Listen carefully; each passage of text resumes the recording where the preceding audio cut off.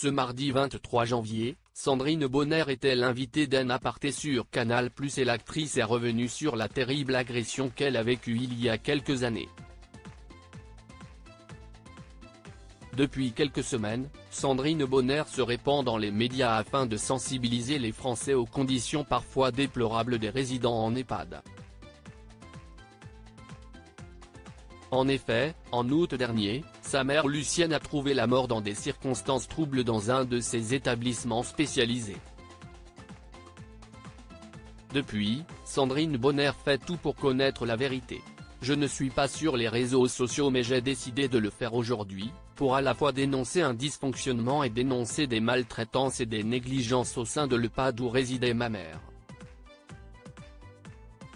Elle est décédée le 23 août, elle n'avait aucune maladie, ce qui nous a amené à enquêter sur la cause de son décès, a-t-elle notamment déclaré avant d'ajouter « Ma famille et moi avons réuni assez d'éléments pour que l'on puisse porter plainte.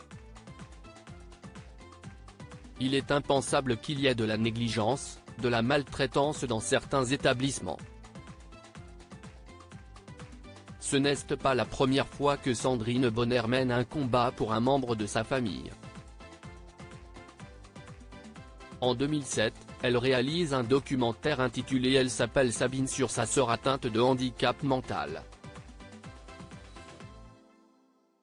Et en 2019, elle a livré un témoignage sur la violence qu'elle a subie de la part d'un ex-conjoint avec qui elle entamait un processus de rupture. Sandrine Bonnaire évoque sa terrible agression ce mardi 23 janvier dans En aparté sur Canal+.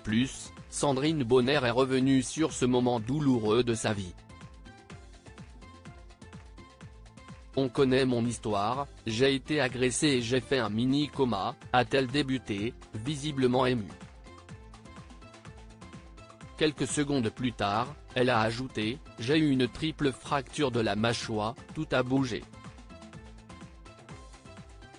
J'ai pu porter plainte. Je n'ai jamais dit qui c'était après avoir raconté comment son spectacle a pu l'aider à aller de l'avant après ce traumatisme. Sandrine Bonnaire a expliqué qu'un livre était en cours d'écriture, racontant l'agression qu'elle a vécue. Oui, je vais écrire un livre qui va s'appeler Impact. Et l'idée c'est de raconter tout ce qui est impactant dans ma vie. Je me suis beaucoup exprimé sur mon agression mais je n'ai jamais dit qui c'était. Je pense que je vais le dire parce que finalement je me suis dit que je continuais à protéger l'identité de cet homme. Quelque part, je lui donnais un peu trop de crédit. Cette histoire m'appartient. Si j'ai parlé de cette agression, c'était surtout pour parler de la reconstruction, a-t-elle conclu sur le sujet. En aparté, à retrouver en intégralité sur l'application Mi Canal.